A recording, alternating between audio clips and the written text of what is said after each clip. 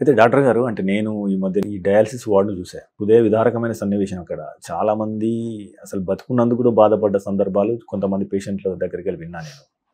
So, అసలు dialysis అనేది ఎందుకు కొంతమంది వారానికి 3 సార్లు చేయించుకోవాల్సొస్తుంది. కొంతమంది 4 సార్లు చేయించుకోవాల్సొస్తుంది. అంత పెయిన్ చేయించుకున్నప్పుడు, చేయించుకోకపోతే జ్వరము రావడము. ఇప్పటికీ అంటే ఇంత శాస్త్ర సాంకేతిక వచ్చిన తర్వాత కూడా సో, ఖచ్చితంగా హాస్పిటల్ లాంటి లేదా ఒక కేంద్రానికి వచ్చి మరి చేయించుకోవాల్సిన పరిస్థితి ఉన్నది యాక్చువల్‌గా. అంటే ఇది రాను రాను ఏ రకంగా మారే అవకాశం ఉంది ఒకటి. అసలు ఈ స్థితికి రాకుండా మనం ఏమన్నా చేయగలమా? దీంట్లో there are 2 aspects of it. మీరు చెప్పింది ఒకటి ఆస్పెక్ట్ అయితే అట్లీస్ట్ ఇంకో ఆస్పెక్ట్ చెప్తాను. కనీసం నేను కిడ్నీ ఫెయిల్ అయినోడికి డయాలిసిస్ చేసి వాడి సర్వైవల్ అనేది ఇంకా ప్రొలాంగ్ చేస్తున్నాను. చాలా వాటిల్లో అది లేదు కదండి. లివర్లో లేదు, హార్ట్లో లేదు, లంగ్స్లో లేదు. I right are wrong? ఇవి మూడిట్లో లేదు కాబట్టి మనం ఆ పేషెంట్ని చూడటం లేదు. దీంట్లో చేయగలుగుతున్నాం కాబట్టి మనం పేషెంట్ని చూస్తున్నాం. So this is one good part of it. సరేనా? The next comes the bad part of it. ఎందుకు మనం వై ఆర్ వి ఫీలింగ్ అంటే మనకి ఎందుకు అంత బాధేస్తుంది వీళ్ళందరినీ చూసిన తర్వాత? There are 3 aspects into it. Number 1, we are not able to detect. ఇప్పుడే మాట్లాడడం చూసారా, డిటెక్షన్ అనేది కొంచెం డిలే అవుతా ఉంది. సో ఒక వయసులో రావాల్సింది కొంచెం పుష్ చేయగల కెపబిలిటీ అనేది మనం లోపిస్తుంది. సో ఎర్లీ డిటెక్షన్లో కొన్ని రోజుల వరకు సస్టైన్డ్గా బెటర్ మెయింటెనెన్స్ అనేది ఇవ్వగలిగితే ఈ ఎండ్ పాయింట్ని ఇంకా కొన్ని రోజులు పుష్ చేసుకోవచ్చు. ఇది ఒక ఆప్టమిస్టిక్ థింకింగ్. సో దానికి అందరూ కట్టుబడి ఉండాలి. దాంట్లో చూస్తేనే దానికి బెటర్ ఆన్సర్స్ వస్తాయి. సెకండ్ ప్రాసెస్ మీరు ఆలోచిస్తే డయాలిసిస్ అనేది ఏంటిది? 2 సార్లు, 3 సార్లు, 4 సార్లు?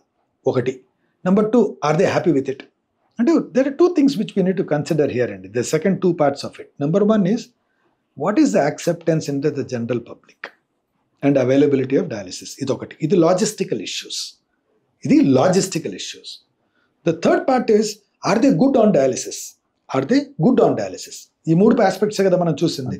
సో లాజిస్టికల్ ఇష్యూస్ ఆలోచిస్తే అది మనం ఆన్సర్ చేయలేని క్వశ్చన్స్ ఇది. ఎందుకంటే అందరూ సిటీలో ఉండరు, అందరూ పెరిఫరీలో ఉండరు. పెరిఫరీలో మనకు సిటీలో ఉన్న బెనిఫిట్ ఉండదు. పెరిఫరీలో వాడుకున్న డయాలిసిస్ సెంటర్స్, ఆరోగ్యశ్రీ డయాలిసిస్ కానీ అవన్నీ ఉంటాయి. So there is a lack of infrastructure, lack of same qualities, lack of so many things. And everybody cannot afford to travel from one place to other. ఇక్కడ నుంచి ఆ రోజు auto పెట్టుకొని రావడానికి చాలా మందికి జరిగే అవకాశం తక్కువ.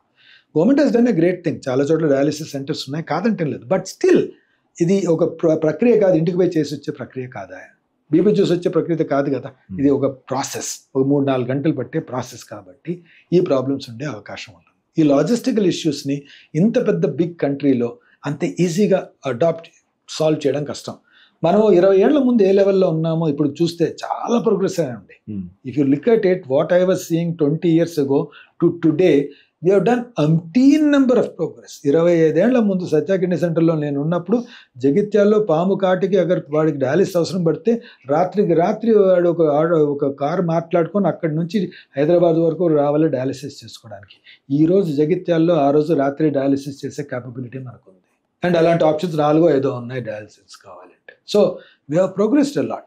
బట్ రాను ఇట్లా బ్యాక్ ప్యాక్ వేసుకున్నట్టు ఒక మిషన్ వేసుకొని అది ఇంకా జరగకపోవచ్చు. we have much ahead beyond it because there is a hemodynamic process. అంటే మనకి ఇంటర్నలైజ్డ్ కిడ్నీ వస్తే తప్ప బ్లడ్ తీసి మళ్ళీ ఎక్కిచ్చే ప్రాసెస్ అనేది అంత ఈజీ కాదు. అన్లెస్ వి ఇన్కార్పొరేట్ సంథింగ్, లోపల ఇన్కార్పొరేట్ చేసి దానంతరం అదే క్లీన్ చేసి మళ్ళీ ఎక్కిస్తుంది అనుకుంటే తప్ప.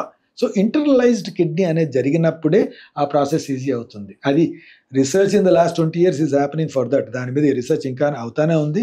But we still could not get it. And number 2 ఏమవుతుందంటే కిడ్నీ ట్రాన్స్ప్లాంట్ అనేది is a better option than that complex process అనమాట. Other than that. Okay. So third part is the quality of dialysis. హృదయ విదారకంగా ఉంది కాదండి. అంటే దాంట్లో ఏంటంటే you should understand there is something called quality of dialysis also. A good quality dialysis and ఇన్స్టిట్యూటెడ్ at the right point of time. అంటే ఏ టైంలో కరెక్ట్గా చేయాలో ఆ టైంలో చేయాలి. ఇండియాలో సిచ్యువేషన్ ఎలా ఉంటుందంటే ఎప్పుడైతే చేయాలో అప్పటికన్నా ఒక 2 సంవత్సరాల తర్వాత స్టార్ట్ అవుతుంది. అప్పటికే ఆ పేషెంట్లో చాలా మార్పులు జరిగిపోతాయి. సో రైట్ పాయింట్ ఆఫ్ టైంలో right sort of a dialysis, quality dialysis at right frequency అనేది చాలా మారుస్తుంది. If you go abroad, suppose మీతో కొన్ని వెస్టర్న్ డెవలప్డ్ కంట్రీస్లో ఎత్తుకుందాం, there people on dialysis last 10 years who are doing extremely well. మీరు చూస్తే వారు డయాలిసిస్ మీద ఉన్నట్లే కనపడదు మీకు. So their quality of dialysis and their institutional time are entirely different.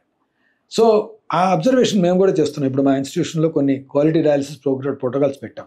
So అది చేసుకున్న వాళ్ళు చేయలేని వాళ్ళు దెర్ ఇస్ అ డిఫరెన్స్. కొంతమంది ఇక్కడ నుండి ఎక్కడో ఏదో కారణంగా వచ్చి 4 రోజులు డయాలిసిస్ చేసుకొని మళ్ళీ వాళ్ళు అక్కడ వెళ్ళిపోయి మాకు ఇక్కడే బాగుంది, మేము చాలా బెటర్గా ఫీల్ అవుతున్నామని ఇక్కడే ఉండిపోయిన వాళ్ళు చాలా మంది ఉన్నారు. క్వాలిటీ ఆఫ్ డయాలిసిస్ అనేది ఇదేదో మెషిన్ మీద పెట్టేసి మళ్ళీ వాష్ చేసి లాండ్రీ మెషిన్ కాదు. ఇది దిస్ నో డిఫరెన్స్. ఇప్పుడు మీరు సింపుల్ ఒక లాండ్రీ మెషిన్ తీసుకున్నా కానీ there are 10 types of laundry machines which different type of thing. కొన్ని గుడ్డల్ని కాపాడతాయి, కొన్ని గుడ్డల్ని కాపాడలేదు. So don't equate every dialysis as single. ఈ డయాలిసిస్ లో కూడా quality dialysis makes a difference. So అది అందరికీ అల్లపూట కరెక్ట్ టైముల్లో కరెక్ట్ ఫ్రీక్వెన్సీలో ఇవ్వగలుగుతాము అనేది మళ్ళీ లాజిస్టికల్ ఇష్యూస్ దీంట్లో ఉంటాయి. Cost, what is the reimbursement, whether it is feasible or not, ఇవన్నీ క్వాలిటీ కన్స్ట్రెయింట్స్ వస్తాయి అన్నమాట. Quality versus cost constraints.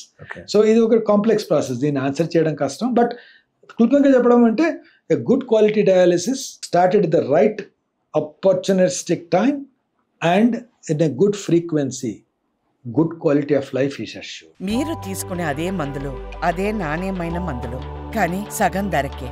అవును, మెడ్ ప్లస్ బ్రాండ్స్ పై 50 to 80% తగ్గింపు.